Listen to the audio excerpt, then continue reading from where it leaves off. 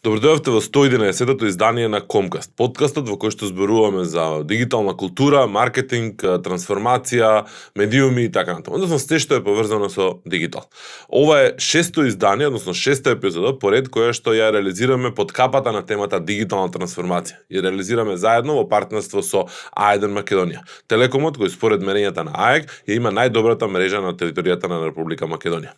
И извеглавме неколку различни теми, направивме и пауза, не фати малце пандемија, повторно бран, 2, 5, 7, 8, меѓутоа и понатаму сме сведоци на голем број на промени што се случуваат и во нашето секојдневие. Голем број на понуди, голем број на различни, да речеме, канали, комуникацијски, технички, технолошки, кои што промени кои што се случуваат во нашите компании, помали и поголеми.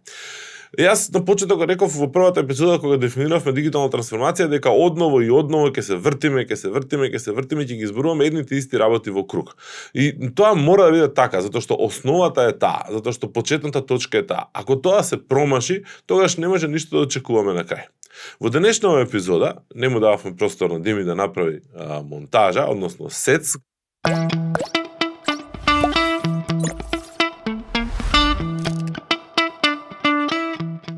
Денешната епизода ќе биде пократка. Нема гостин, како што може да видите од кадрот, зборувам јас директно, ако гледате видео. Ако не слушате аудио, тогаш може да не слушате на Spotify, Deezer, Google Podcast, Apple Podcast и Anchor. Вајде не промашив некој. Нормално, може да се сабскрајбнете и на YouTube.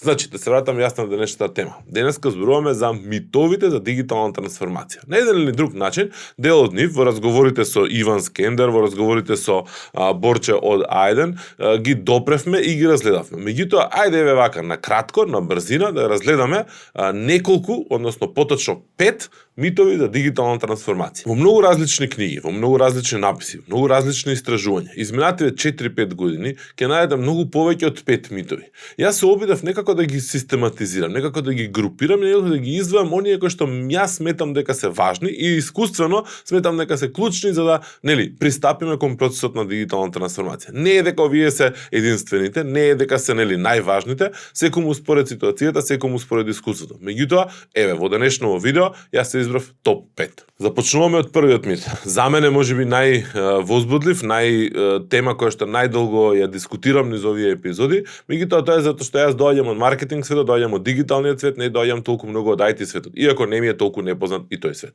Значи, дигиталната трансформација е предизвик на промена на технологијата. Бројни истражувања има на кои што многу често се напоменува во различни книги, во различни текстови од Forbes, кој што кажува дека најголем дел, односно повеќе од 70%, зависи како се гледа во некои истражувања се наведува и дека се до 80-85% од обидите за дигитална трансформација не успеале на големи компании во Америка. Не успеале затоа што погрешно биле поставени работите, затоа што биле фрлени пари многу во технологија, во нова опрема, во нови IT софтверски решенија, кои што на крај не резултирале со посакуваните резултати. Значи, она што е многу важно е да разбереме дека технологијата, значи промената на техничко ниво е само средство со кое што се врши промената, со кое што се врши транзицијата. Она што е многу поважно од тоа е на самиот почеток да имаме добра визија, да имаме јасна цел, да видиме кој е вклучен и што сакаме да постигнеме.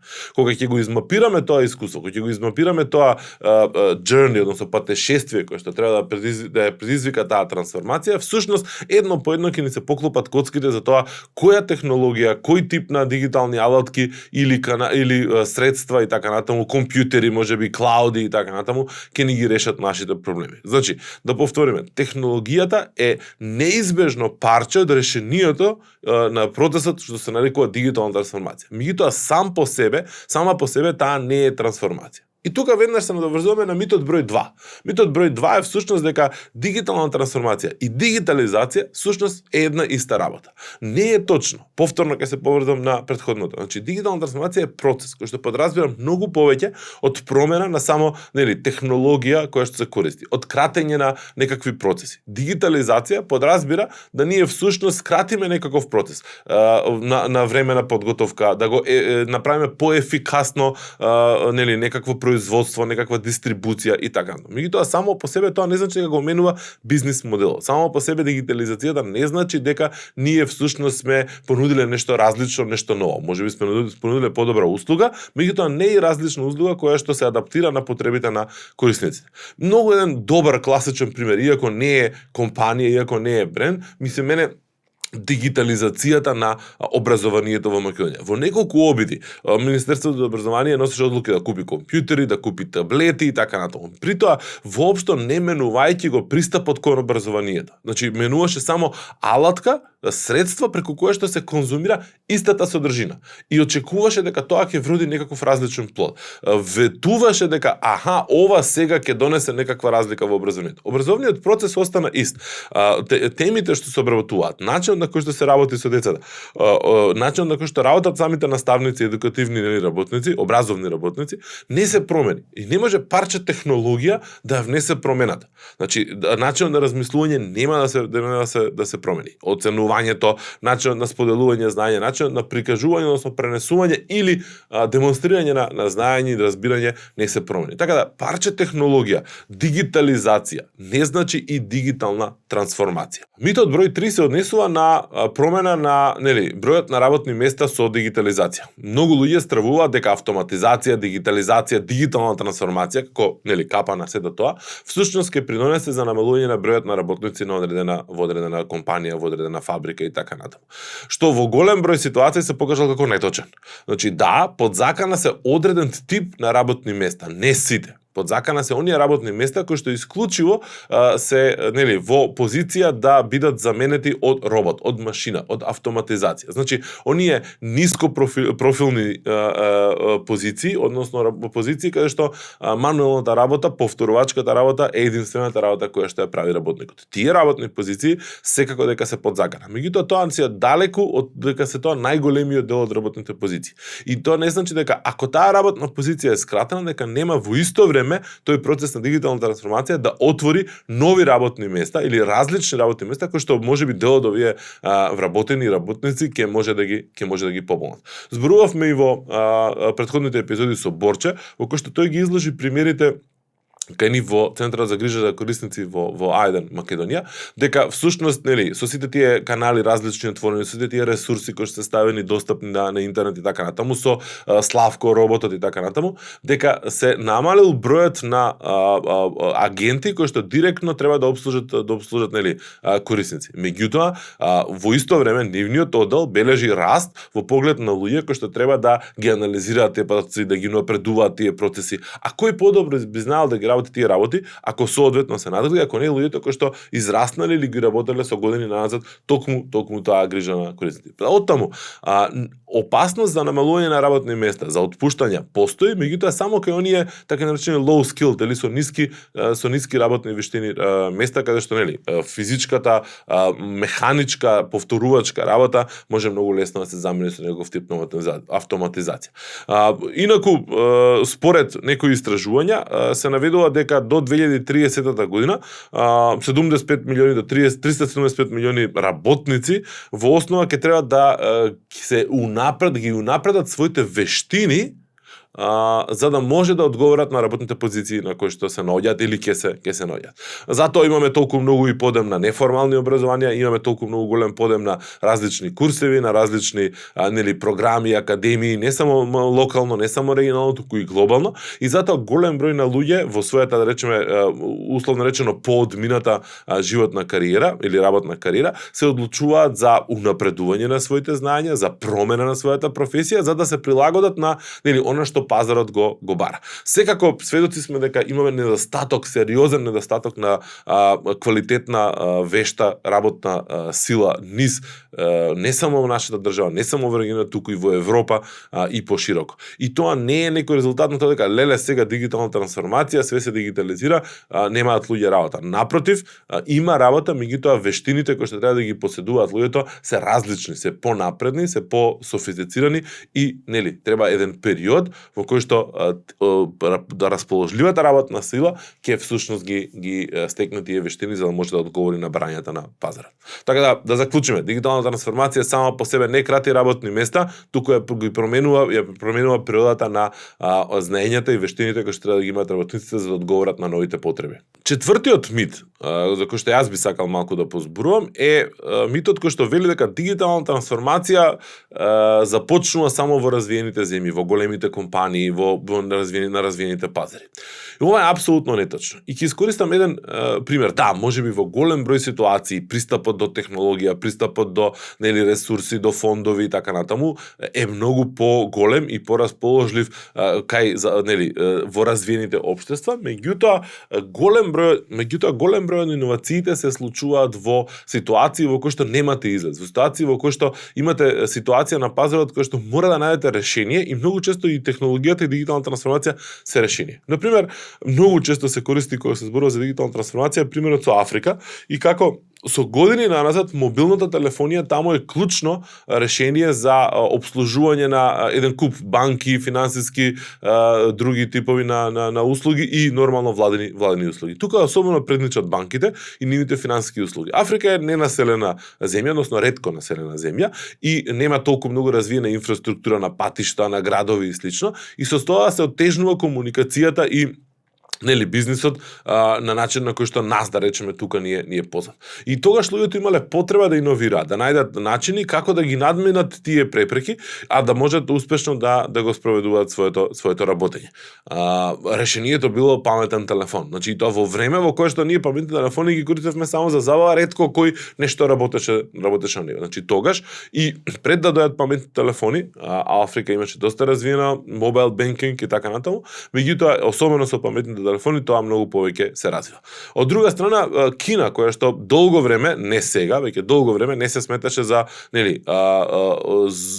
пазар каде што се случува иновација, за некои работи беше пазарот каде што буквално заради големината на пазарот, заради бројот на корисници, заради поврзаноста на дигиталните сервиси, е пазар каде што сите се упатуваат да се инспирираат и да видат што не очекува веднинат. Класичен пример ви оние супер апликации, така наречени како WeChat и слично, кои што и денеска западниот свет се уште не може да стигне до тоа ниво да ги ископира, односно да ги развие за да може да ги примени. Можеби никогаш и нема да може да се развијат во таа форма, затоа што природата на пазарите западноевропски и американски се различни, меѓутоа повторно иновацијата, тие ситни еден куп детали кои што денеска ни да речеме доминираат во јавниот дискурс, земете го TikTok како пример, всушност доаѓаат од Кина, што повторно не е класичен пример дека помали или понеразвиени пазари, меѓутоа не е очекуван пазар до пред 5-10 години.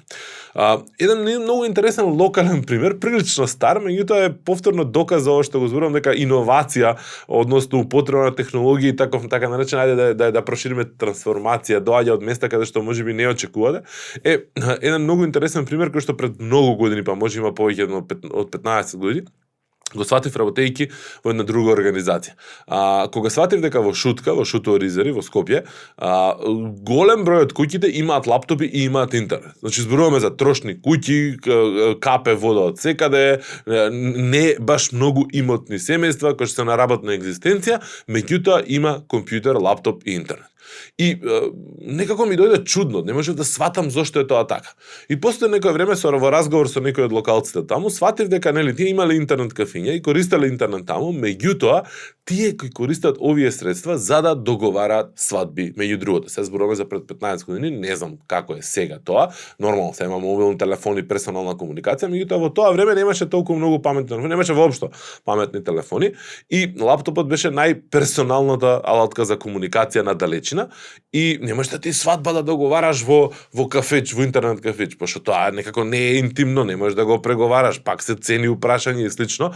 Барем така тогаш мене ми објасна и одеднаш ти станува логично и јасно зошто секоја куќа има лаптоп. И тоа пред македонците или ајде да речам не пред македонците, меѓутоа пред општата популација да почнат да се префрлаат масовно на лаптопи и подоцна на паметни телефони. И да повторам уште еднаш, мит број 4. Дигитална трансформација не доаѓа од онаму каде што очекуваш. Многу често доаѓа и од пазари, од места каде што најмалку очекуваш. Затоа немојте да се фокусирате да ги гледате примерите кои што ги гледаме само од Силиконската долина или од некои развиени западни земји за паметни градови и така натаму. Гледате онаму каде што луѓето имаат вистински проблеми, каде што имаат реални проблеми, каде што биле соочени со ситуација во кои што морале да изнадат решение кој што ќе значи екзистенција, кој што ќе значи напредок и така натаму. И последниот мит за денеска во оваа условно речено кондензирана кратка епизода е митот број 5, кој што вели дигитална трансформација е процес кој што брзо се завршува.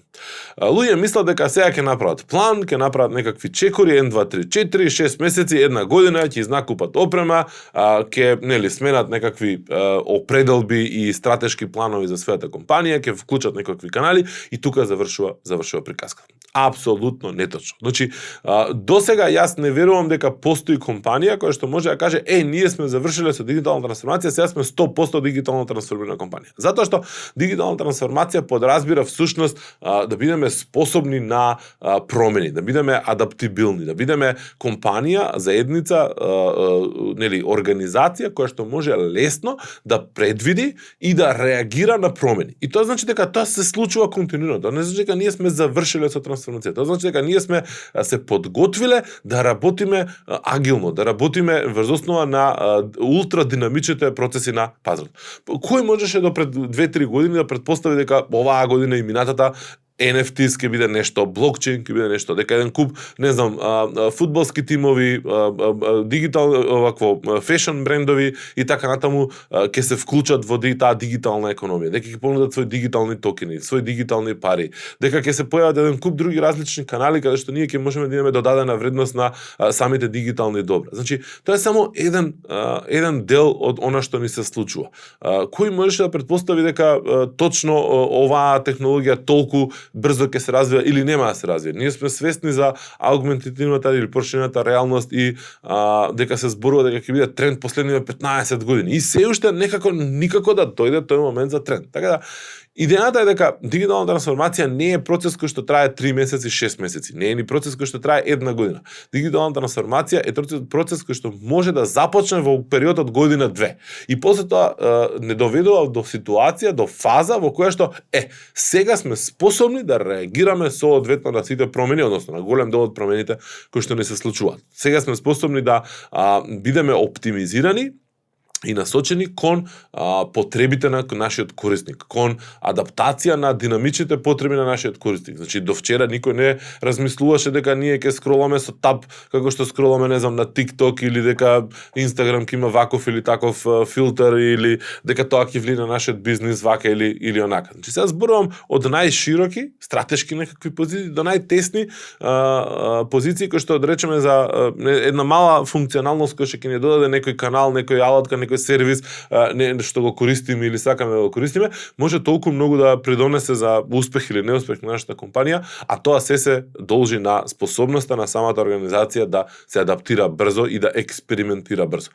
Многу често се дискутира за тоа за експериментирањето, дека тоа може да се го дозволат само големи компании, се зборува дека дигитална трансформација е само за големи enterprise, односно корпорации, компании, што повторно сега оваа пандемија, за жал пандемија, меѓутоа за среќа ни покажа дека трансформација и промена на бизнис модели и брза адаптација всушност е многу полесна кај малите компании и е многу да речеме очигледна, брза, ефективна кај помали компании отколку кај поголеми. Големите нормално имаат ресурси и план да го тоа прават како процес, како сериозно организиран процес, затоа што генерално многу поспоро реагираат. Меѓутоа малите не се исклучок. Тоа е уште еден да речеме 5А мит, тоа дека дигитална трансформација важи, односно е важна само за големи компании. Не е, малите и текако се лидери многу често на различни типови на иновации, различни типови на трансформации, кои што понатаму ги инспирираат големите да пробуваат и да прават различни други експерименти со модели и со пристапи кои што претходно воопшто не им текнале. Толку за денеска, 5 митови на брзина кондензирани, некои работи ги повторуваме, некои ги изборуваме, меѓутоа чувствував потреба да демистифицираме повторно нешто што одново и одново се случува и се зборува. Има уште еден куп други детали ситни кои што нели зборуваат кој е одговорен, кој е клучен за дигитална трансформација, па дали е тоа директорот или нели извршниот директор, управниот одбор, дали е тоа директорот за дигитална трансформација, односно како сме Chief Digital Officer и така натаму. Меѓутоа тоа се да речеме се некои детали кои што навлегуваат во малце поспецифични сценарија, навлегуваат во сценарија за тоа зависи од тоа структурата на компанијата каква е. Има митови кои што се поврзуваат и со тоа дека само IT компаниите или технолошки ориентираните компании може да се трансформираат и така натаму, што повторно е нормално нели неточен и така натаму. Така да нека ви послужи ова како мотивација, како инспирација да во основа продолжите да чепкате и да размислувате дали имате јасна визија, дали имате јасна цел кон која се стремите во вашиот процес на дигитална трансформација, или се тоа само нели куп на алатки кои што сте рекле чекај сега сите имаат апликација, ќе направиме и ние апликација. Дали вие сте лидери во таа иновација во вашиот сектор или чекате реактивно некој да направи нешто од конкуренцијата, па вие после тоа да реагирате кога веќе ќе имате некаков тип на доказ дека пазарот е спремен за такво нешто. Сите овие работи всушност се многу важни за да бидеме свесни кои работи може да придонесат за успешна или неуспешна дигитална трансформација. Јас се надевам дека успеавте, па макар и на успорено малце 0.75 да го изслушате и изгледате овој конквест. Ви благодарам за вниманието. Уште еднаш благодарност до партнерот А1 Македонија со кој што нели го реализираме овој серијал посветен на дигитална трансформација. Ветувам дека се гледаме за 7 дена со нов гостин и како мална најава тизер ќе дискутираме за 5G. До следната недела, поздрав!